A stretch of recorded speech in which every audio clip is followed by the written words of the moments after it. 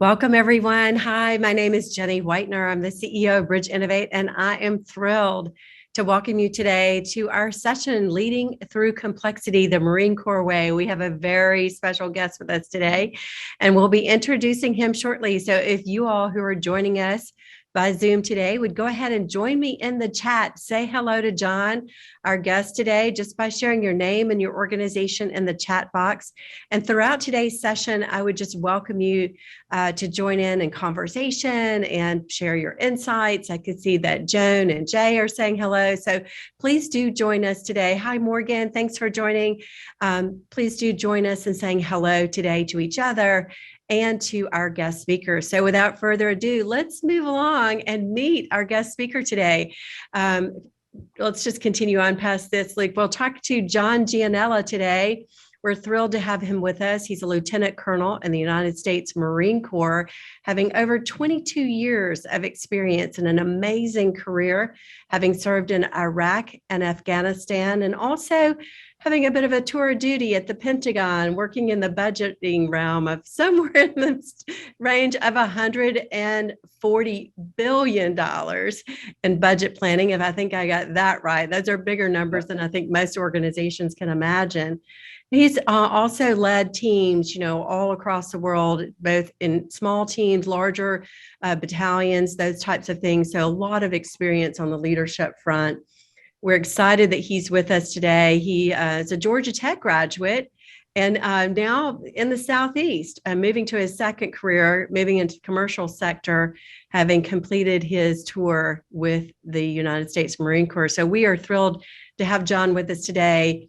He's a good friend, and we're thankful that he's here. John, please join us and share a bit more about your background and share with us a bit about leading through complexity. Well, Jenny, I appreciate the opportunity to contribute to your Inspire series. I was definitely pleasantly surprised that you asked me to come speak. And as far as my biography, I'm just happy that when I asked the dog to go outside, the dog actually goes outside, rather than all the stuff I did in the Pentagon. So again, thanks for the kind words at the beginning. And again, appreciate all the folks dialing in here. It's good to see some old faces, some new faces, or new names and such as we begin here. So I'm just going to dive right into it, if you're all right, Jenny. Again, thanks for holding this. In general, what you do to contribute to the community is wonderful, and I just want to thank you, Luke, and the rest of the team for that. So I'm gonna jump right into this. So if you go to the next slide real quick, this is the agenda. You see there's a book. I made a screenshot of something called Marine Corps Doctrinal Publication 1, which is called Warfighting. It's about a 97-page document. Most Marines have it tabbed out and written in and beat up because it is something that's not only for Marines, guidance for what we do. It's really a way of thinking.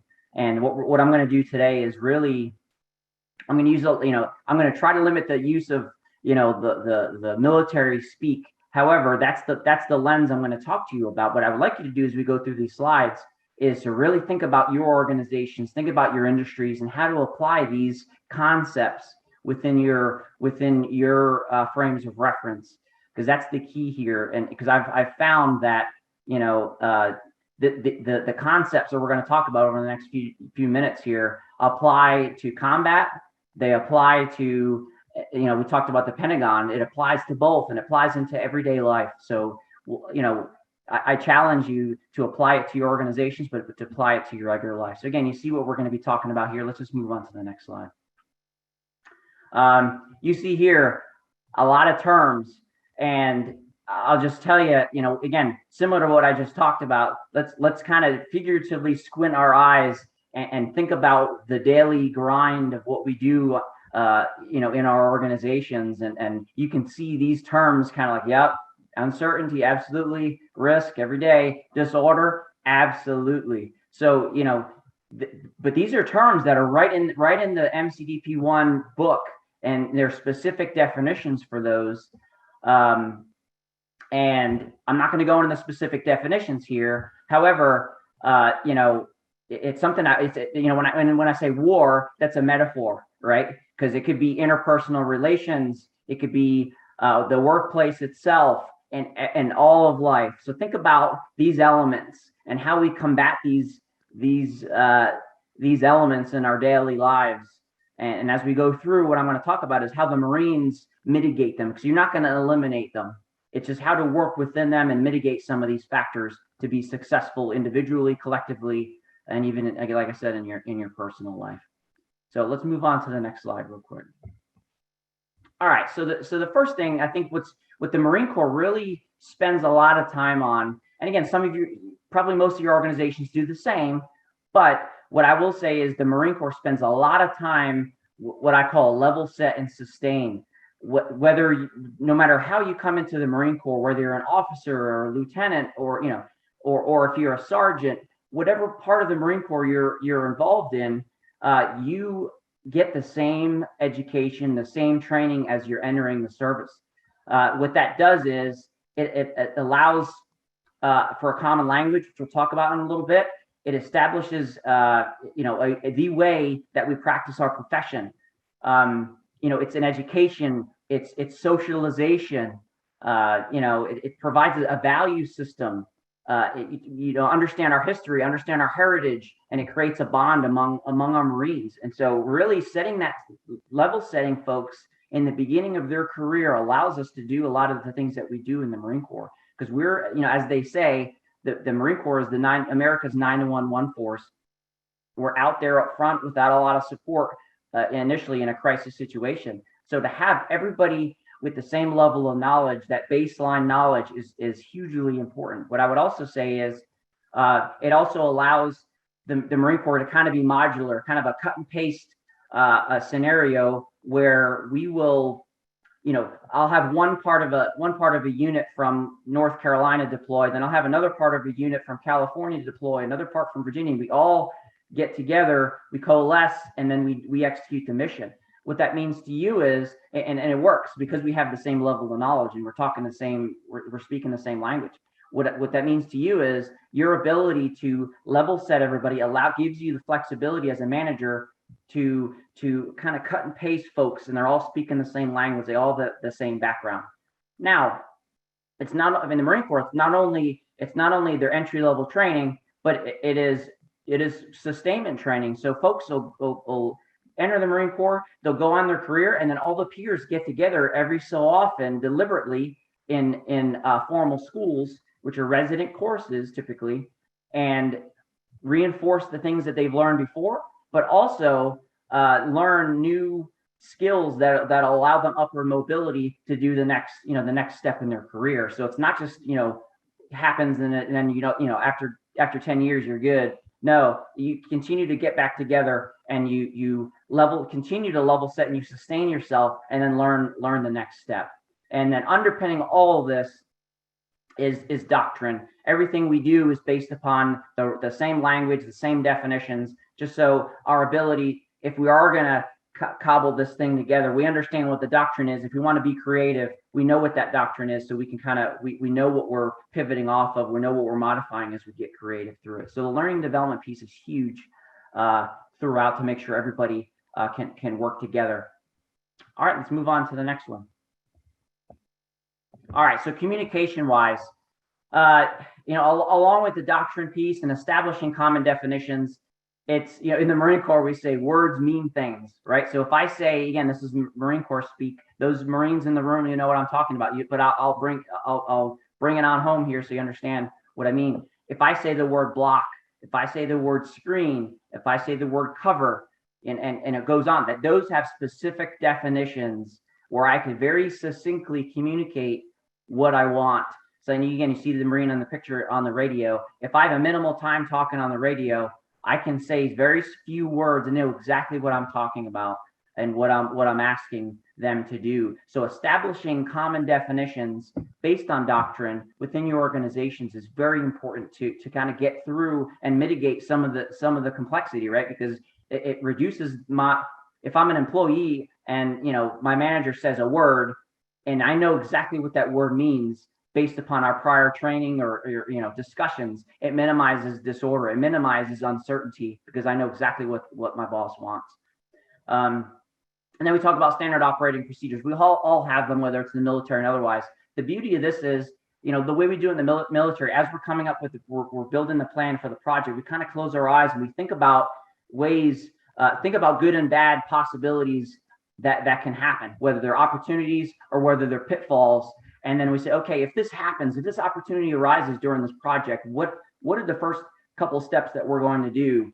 And then, okay, if this pitfall occurs, what are we going to do? So that we've imaged our way through the process, and we've established what we call in the Marine Corps immediate action drills. What that does for us, it allows folks, it maintains our tempo, right? We're still moving towards project completion, but we've thought about and starting addressing some of the contingencies or some of the opportunities. What it also does, it allows the manager, while that immediate that SOP is being executed, it allows the manager to step back without being in the weeds because we've thought through it, but allows that manager to think about the next steps. So establishing SOPs, it provides decision space to that, as we say, decision space for that manager to really look at the next steps to make sure we're really capitalizing that opportunity or we're mitigating the effects of the threat that we saw. And then notification requirements. This is something, there's a lot of different terms for this, but really it's about similar to the SOPs, the standard operating procedures, where I am imaging my way through the problem or the project, and I'm figuring out, okay, when do if I, as the manager, the project leader, when do I need folks to report back to me on different things? What do I want them to report back to me? What is the format of that report? And whether it's event-based, this thing happens, or every night, 9 o'clock every morning, I want a specific report. What this does for me, it really cuts down on excessive communication. It minimizes, it lessens wasting of our time, and it also clears up some uncertainty with the employees, because like, okay, do I need to let my boss know this? Is this something that they want to know? So it cuts down on a lot of those uncertainty. It also helps define what's important, and we'll get into that in subsequent slides. Like in the flurry of activity that we do in a project, it helps define what's important, because if I know that I need to report this, that's probably something that's important to the boss. And it also provides me as the employee, it provides a little bit of trust, right? If I know that I could do my job without reporting every 2 minutes back up to the boss on what's going on, that helps. It saves time, allows me to do my job, but it also helps me know that my boss trusts me. I'm going to take care of the situation and solve problems in the meantime. So bottom line, with minimum of words, we can speak efficiently. We practice that and then move on with our day. So all right, let's move on to the next one, which is really the centerpiece of what we're trying to say here. So I call it the Trinity of maneuver warfare. Real quick, maneuver warfare, what that means is, again, we talked about America's 911 force. As the Marine Corps goes in out front, minimal support, we're not as large as potentially the adversary, right? So we can't kind of go toe to toe and grind it out. We can't necessarily do that. So maneuver warfare, really the essence of it is pitting our strengths against the adversary's weakness. That aside, all we're talking about today is in the Marine Corps contributes to us to prosecute maneuver warfare. So that's why it's called Trinity maneuver warfare. So getting into it here, there's three parts. Mission orders. There's a lot of different terms here. It's also called mission type orders, mission tactics. It's also called trust tactics, which I think is the most apt here. All mission orders are, the manager tells the employee what to do, not how to do it. I mean, as we all know, again, we've succeeded in this, and we've also done the pitfall where we're telling people how to do every little step of the process. It is really trying to focus on telling them what to do, not how to do it. If you are going to give details as a manager, we limit it to things that are common to all the folks on the project. Say if there's 3 people on a project, if there's a detail that is common to all, okay, that's probably something that everybody needs to know. Or if it's something that ensures communication and coordination among the 3 elements, or the members of that team, that's something you will detail out as well to make sure everybody on the team is synchronized. So really telling them what to do, not how to do it. And that is one of the most important pieces. And as you can imagine, as you're kind of thinking through, think through your industries. It relies on the proper education and training and getting together and talking through things to ensure that, okay, if I tell John, I'm going to tell him, what to do. I'm not going to tell him how to do it. We probably in the past kind of talk through how we might do something like this, so that when I tell him to do it, I have an idea of how we might approach it. If not, that could be part of your discussion beforehand. And again, think about how freeing this is to a manager. If I could just tell someone, hey, I want you to do this, and then here's a couple little coordinating instructions, some guidance, but go ahead and do it. Here's the due date. Go ahead. And then obviously there's supervision in there, clearly. But think about how freeing that is for a manager if you can step back and really see the big picture, and even better, use your position to make your folks successful. So how do we do that? How do we execute mission orders? It's largely through what I call commander's intent. Commander's intent is the why, and there's plenty of books about the why, but this is what this is, and the Marine Corps has been doing it for decades, and focusing on that and really digging into the why. In a mission in the Marine Corps, there's two parts of a mission. There's the task and there's the purpose. The commander's intent is the purpose. When the dust settles, what has to happen? And really that goes right back to the trust tactics piece. If I tell my folks, here's the commander's intent, inevitably when the words in slide 1 come about, the disorder, the complexity, the risk, all those different factors come in, and the situation changes.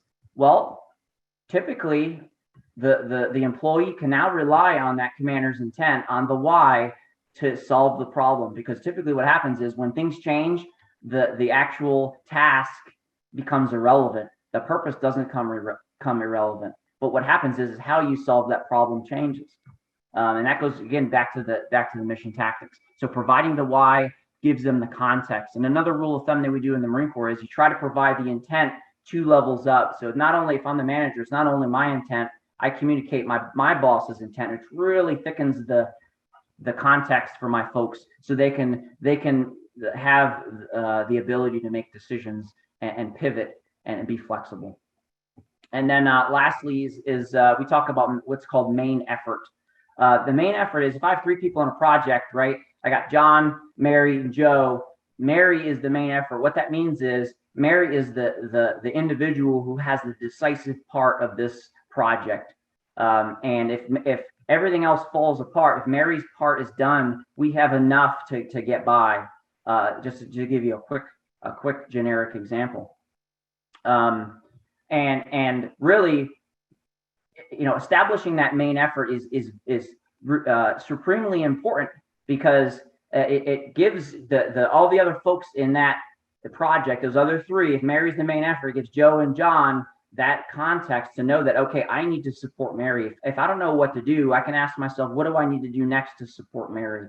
What it also does is it helps the manager in the planning. If Mary's going to be the main effort because she is the decisive part, this allows this potentially gives me the opportunity. Okay, she's doing the decisive part. I'm going to pull one employee off of John, and I'm going to give that person to Mary, so that we have what we call, I'm weighting the main effort. I'm putting more permissions, assets, and resources towards that main effort. Now that could be for the whole project, or it could be phases of the project. Maybe the main effort, Mary's the main effort for phase 1. For phase 2, now John is the main effort. Because Mary's done her part. Now John's part is rising to the surface as the most important part during phase 2. So establishing that main effort, allows folks to really synchronize and coordinate, and also allows me to assume prudent risk elsewhere to support that main effort.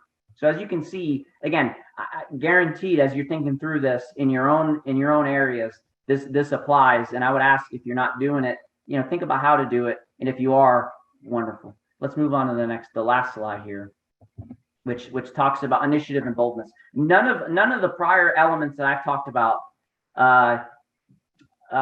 can happen unless you as the leader or the manager have established an environment of initiative. Folks just get things done and be bold, make decisions. And really to me, it goes back to dialogue. It goes back to you're creating an environment where your folks can come to the rooms. Like, for example, if it's like, all right, I want to go left. Here's why I want to go left. Here's the plan. And then one of your folks comes to you and says, John, I've seen this before. I mean, I've been here for 20 years. You've been here for 2 years, door closed probably because, it's usually a one-on-one conversation. This is not going to work. And here's why it's not going to work. That's a dialogue. To be honest, like that is healthy. Having honest professional opinions that may be in disagreement with your opinion is 100% healthy. As long as we're behind closed doors, we're able to have a frank conversation. Because what's going to end up happening is maybe your employee that says, hey, we can't go left, let's go right, and there's a back and forth there. So maybe it's not left or right. Maybe it's something in the middle that makes even more sense.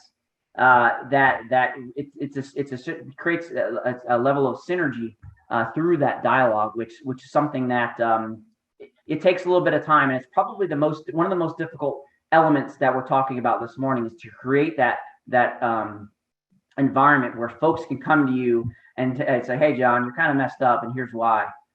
But the decision, once the decision is made by that manager, that's the decision. That's probably the other key, which again, there's people write books on the situation I've just outlined, but creating that environment is key. Another part of the environment is a zero defects environment.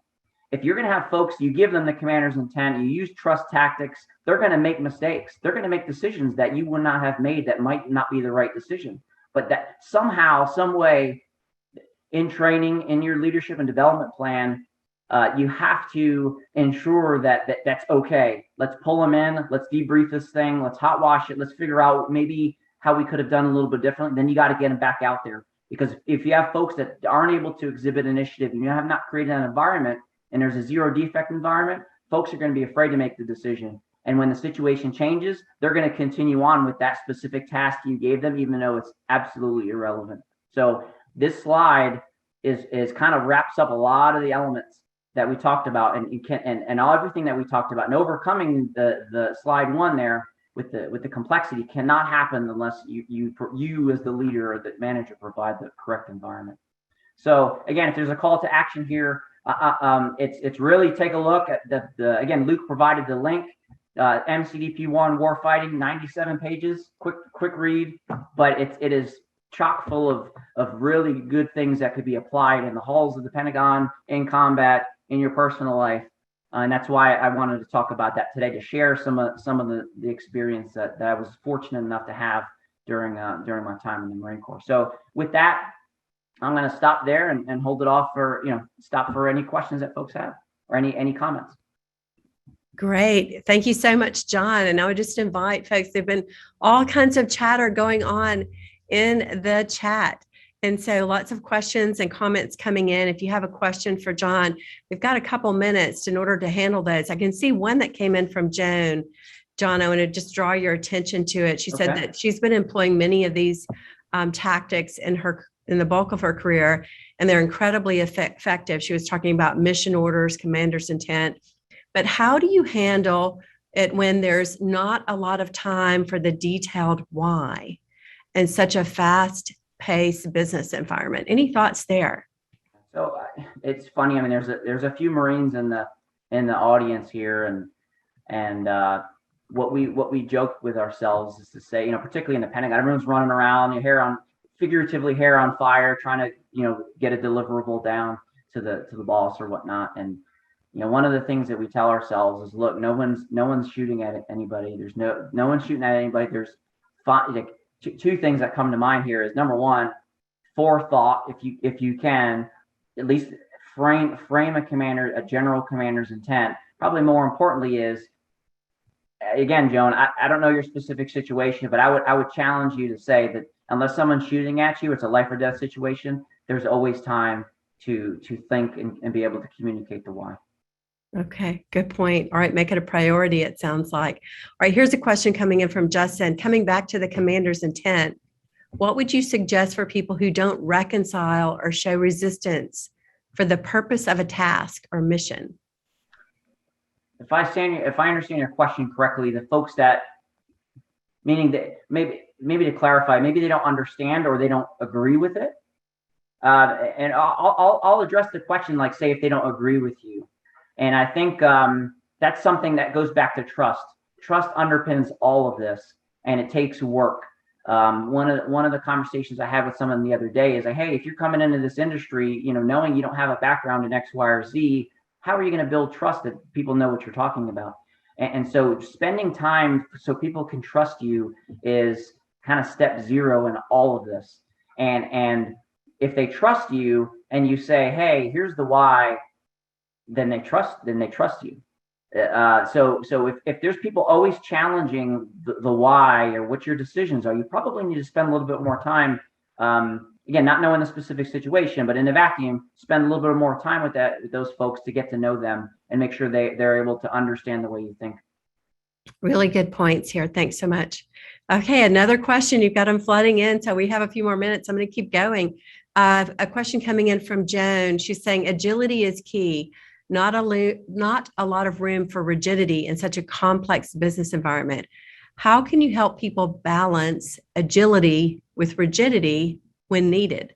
Yeah, I think it goes back to what I said earlier in terms of, to me, the rigidity is the doctrine piece, is what is the book answer? You have to know the book answer to use agility, because I'm agile, but if it's not based upon any publications or anything, and you're not pivoting off of the known knowns that people that you've sat down with your folks to discuss and kind of a war game, if you will, then yes, you'll be so agile that you're not in any you're not focused.